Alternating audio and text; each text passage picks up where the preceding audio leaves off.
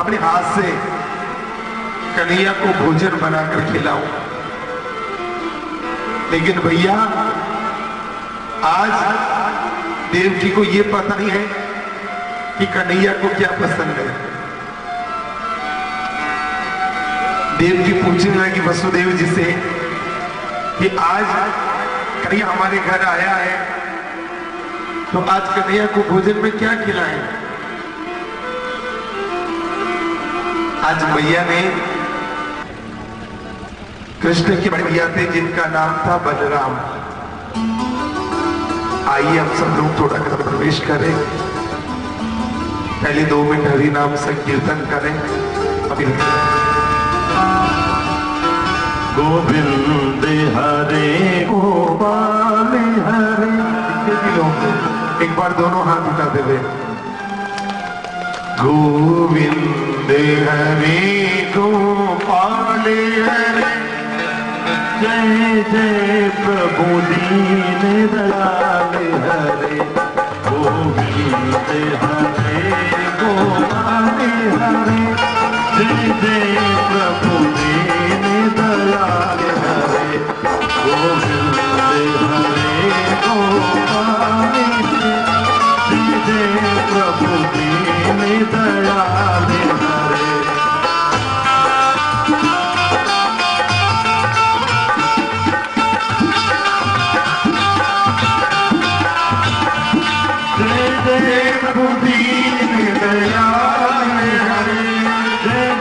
प्रभु दीन दयाल हरे, जय जय प्रभु दीन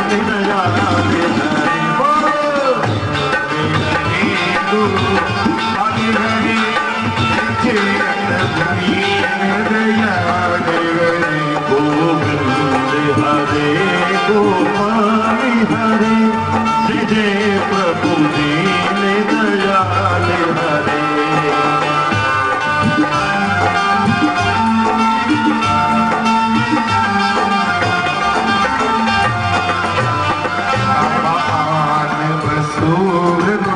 दावन में मेरी उम्र बीत गई गोकुल में,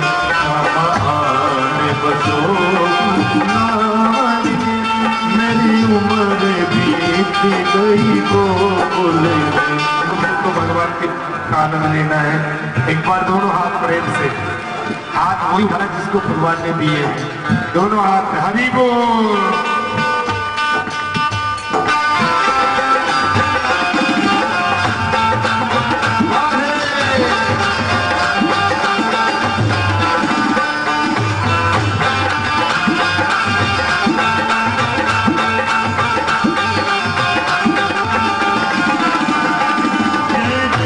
प्रभु दीन दयाल हरे, जय जय प्रभु दीन दयाल हरे, जय प्रभु दीन दयाल हरे, जय जय प्रभु दीन दयाल हरे, जय जय प्रभु दीन दयाल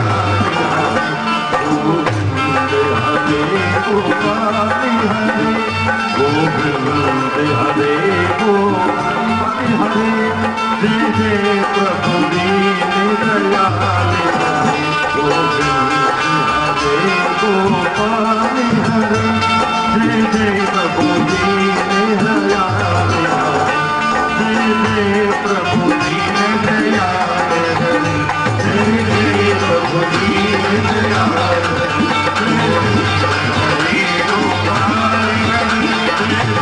प्रभु दीन दयाल हरे, जय जय प्रभु दीन दयाल हरे, जय जय प्रभु दीन दयाल हरे। बोले बाकी बिहारी लाल की जय हो। ऐसे भगवान उद्धव की जो ज्ञान की सीढ़ी थी, वो भगवान का जब दर्शन किया, गोपिकाओं को देखा, उनके प्रेम को पागलपन देखकर उद्धव का सब ज्ञान फीका हो गया। आगे बड़ी सुंदर कथा थी भगवान के विवाह की।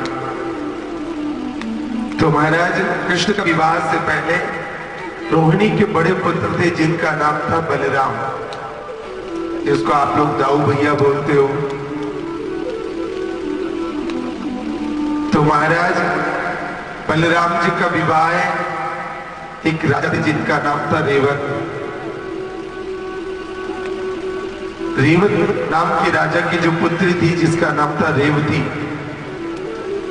उसके साथ भगवान बलराम का सुंदर विवाह हुआ। और विवाह होने के बाद उन्होंने सुंदर नगरी बनाई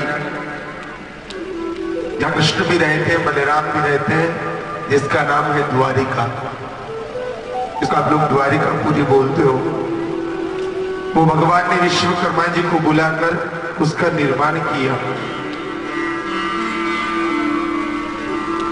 और महाराज कृष्ण का विवाह ऐसे नहीं हुआ कि एक बहुत बड़ा प्रतापी राजा था जिसका नाम था जरासंध, जिसको कृष्ण ने 17 बार युद्ध में परास्त किया।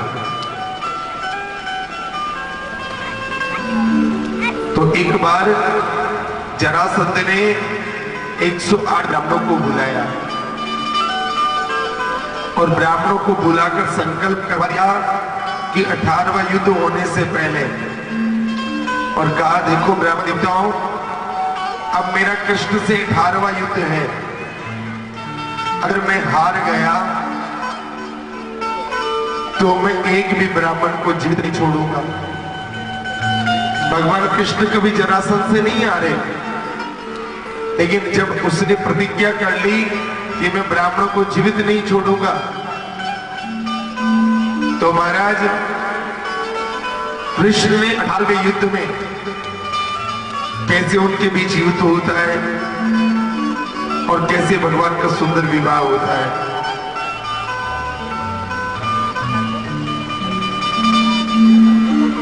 तो महाराज एक बड़ी सुंदर नगरी थी जिसका नाम था कुंदनपुर, और कुंदनपुर के जो राजा थे जिनका नाम था भीष्मक। और भीष्मक के वैसे तो बहुत सारे पुत्र थे, 4 पुत्रों का विशेष वर्णन आया है। बड़े पुत्र का नाम था रुक्मी और एक कन्या थी जिसका नाम था रुक्मणी। तो भीष्मक राजा सोचता था कि मैं मेरी पुत्री का विवाह अच्छे कुंवर के साथ करूंगा,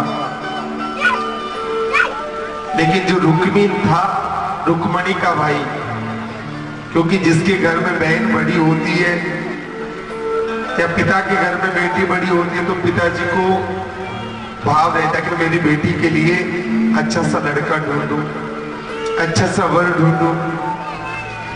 तो उसी घर में रुक्मी था, ये रुक्मणी का भाई था। उसने बचपन में अपने मित्र शिशुपाल से रुक्मणी की सगाई कर दी बिना पूछे।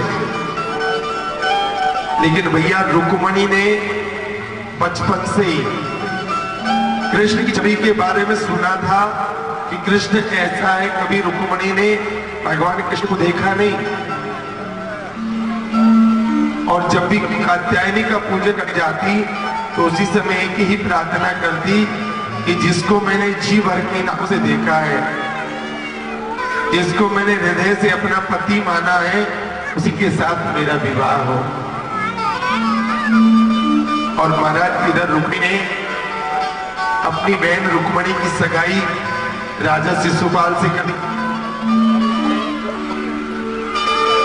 अब महाराज पिता भी चाहता है कि मेरी बेटी का विवाह वही हो जहां रुक्मी ने सगाई करी, लेकिन रुक्मणी ने एक काम किया, एक पत्रिका लिखी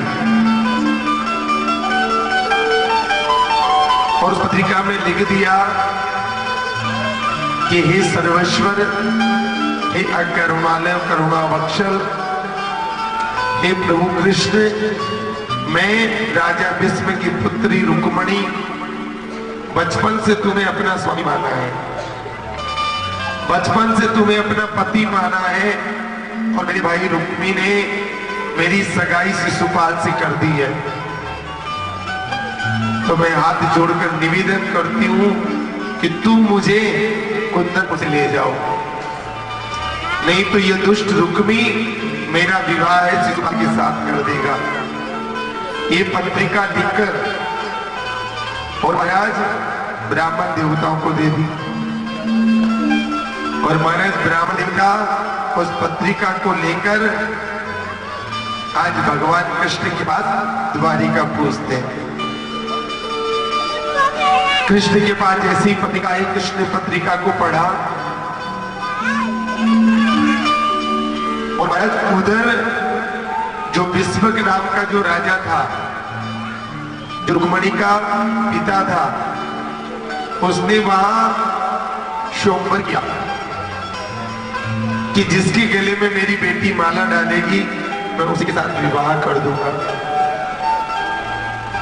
और इधर रुक्मी चाहता था चाहे युद्ध हो चाहे कैसे भी हो, लेकिन मेरी बहन की सगाई शिशुपाल के साथ ही होनी चाहिए। उधर से भगवान कृष्ण रथ को तैयार करके इधर कुंदनपुर की ओर चढ़ाई करते हैं, और कुंदनपुर की ओर जैसी चढ़ाई करते हैं तो बीच में बलराम भैया मिल जाते हैं। बलराम भैया ने पूछा, रे कन्हैया क्या बात है, कहां जा रहे हो? और उस रथ के पास पंडित जी बैठे थे, सारथी बैठा था। कहा भैया भीष्मक राजा ने स्वयंवर किया है, इसलिए कन्हैया स्वयंवर देखने जा रहे हैं। बलराम ने कहा, अरे हाँ मैं तो भूल ही गया था, मेरा कन्हैया बड़ा हो गया, अब तो कन्हैया को स्वयंवर में भी जाना चाहिए। चलो कन्हैया कोई बात नहीं, लेकिन वहां शिशुपाल बहुत सारे बड़े बड़े राजा आएंगे, तो एक काम कर थोड़ी सेना भी ले जा साथ। कन्हैया ने कहा भैया हम युद्ध करने थोड़ी जा रहे हैं, हम तो स्वयंवर देखने जा रहे हैं। और भैया उधर जो पत्र रुक्मिणी ने भेजा था उसमें लिख दिया था कि कन्हैया जब मैं कात्यायनी का पूजन करने आऊं तो उस समय तुम वहां से मुझे ले जाना। और महाराज इधर रुक्मी ने, जो रुक्मिणी का भाई है, उसने अपनी बहन के साथ 10,000 सेनापति लगा दिए कि सब इसके ऊपर नजर रखना, कोई इसको ले नहीं जाए, सब इसका ध्यान रखना। रुक्मिणी ने कहा भैया मैं कात्यायनी का पूजन करना चाहती हूँ, विवाह से पहले गौरी का पूजन विशेष महत्व है, जिसको आप लोग पार्वती मैया बोलते हो। तो महाराज आज जैसे कात्यायनी का पूजन करने के साथ अपनी सखियों के साथ रुक्मिणी आज कात्यायनी का पूजन करने जाती है, और उधर से उसी रथ में बैठकर भगवान कृष्ण भी उस कात्यायनी मंदिर आ जाते हैं। और महाराज जैसे ही कृष्ण आए तो जितने भी मंत्री थे वो सोचने लगे, अरे वाह कितना सुंदर मुकुट है, अरे वाह कितनी सुंदर आंखें हैं, अरे वाह कितना सुंदर होठ है। सब भगवान कृष्ण की लालिमा को, उसके चेहरे को, उसके मुकुट को, भगवान की छवि को देखकर सब मोहित हो गए, सब बावले हो गए, सब घायल हो गए, सब लोग भूल गए कहीं ये नहीं है जो इसको ले जाए। और भगवान कृष्ण जैसे ही कात्यायनी मंदिर में गए और वहां जैसे ही रुक्मिणी ने पूजन करना प्रारंभ किया, रुक्मिणी ने कहा भगवान यहाँ से मुझे ले चलो। और भगवान कृष्ण रुक्मिणी का हाथ पकड़ा और रथ में बिठाकर भगवान वहां से दौड़ने लगे। इसलिए भगवान का नाम पड़ा रणछोड़ भगवान की, इसलिए भगवान को रणछोड़ कहते हैं। लेकिन हम सब लोग बड़ा पूरा आनंद लेंगे, आप थोड़ा सा 10-15 मिनट का समय भी है, तो आइए हम सब लोग रुक्मिणी के सुंदर विवाह का दर्शन करें और उधर भगवान की सुंदर बारात का आप लोग करेंगे।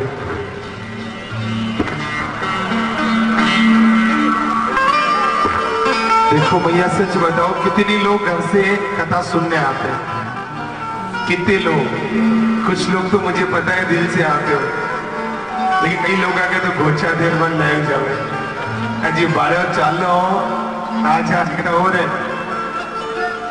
चलो कोई बात नहीं, आप जैसे भी आते हो मेरे लिए तो बहुत अच्छा है। तो महाराज आज रुक्मणी की मंगल गीत गाने लगे। अब देखो भैया वो जिसके घर में विवाह होता है ना, उसके घर में कितनी तैयारी होती है आपको पता है ना, क्योंकि सबके घर में बेटियां हैं और सबने किसी ने तो बेटी का विवाह किया है, कहीं करने वाले। और आज सभी यजमानों के सहयोग से आप लोगों में जितने भी लोग बारात में आएंगे, लेकिन पहले आप ये बता दो कि बाराती हो कि मानने वाले हो। पहले मैया लोग बताओ, मानने वाले हो बाराती हो? मानने वाले हाथ ऊपर करो। एक कई बड़ी बड़ी लोग हैं, देखो बारात मजा बन प्यार बेटी हाल हमारा। कितने लोग भगवान की बारात में चलेंगे। अब देखो 4 घंटे कथा सुन ली, 10 मिनट थोड़ा आनंद भी लेना चाहिए भगवान की कथा में। और आज मैं तो बहुत भाग्यशाली हूं कि जिन गुरुजनों से मैं पढ़ा हूं, जिनके पास मैं पढ़ लिख कर बड़ा हुआ हूं, स्काउटिंग में गया हूं, प्रभु दयाल गुरु जी, पीछे भी गुरुदेव बैठे हैं, कामरतन जी गुरु जी। मुझे आप लोगों को खुशी है या नहीं? देखो दिल्ली बॉम्ब कथा करने जाते हैं, अभी झारखंड में कथा थी, जनवरी में झारखंड फिर कथा है रांची में। वहां से लाखों रुपए हमें मिल जाए, लेकिन जितना आनंद इस कथा में आ रहा है ना, उतना आनंद वहां भी नहीं आता। क्योंकि कहते कि माँ बाप के सामने तो बच्चा रोता हुआ भी अच्छा लगता है। और उमाड़ा और खाचरावास में कोई अंतर थोड़ी है। उमाड़ा की लगभग 70% माँ के तुल्य है, बाकी की सब मेरी बहन। तो आओ सब लोग बड़ी प्रेम से भगवान विवाह का आनंद लेते हैं। पर आपको पता है ना कि विवाह होता तो कितने गीत गाए जाते हैं। 15 दिन पहले तो पीला चावल हम गणेश जी गाओ, बांसुरी गाओ, अतले गाओ, मेहंदी गाओ। तो आओ थोड़ा सा आनंद लें। किस किस को पूरा आनंद लेना है? पूरा आनंद। और आप लोगों के लिए नाश्ते की भी व्यवस्था है, रसगुल्लों की। लेकिन महाराज रसगुल्ले उन्हीं को मिलेगा जो आनंद लेगा।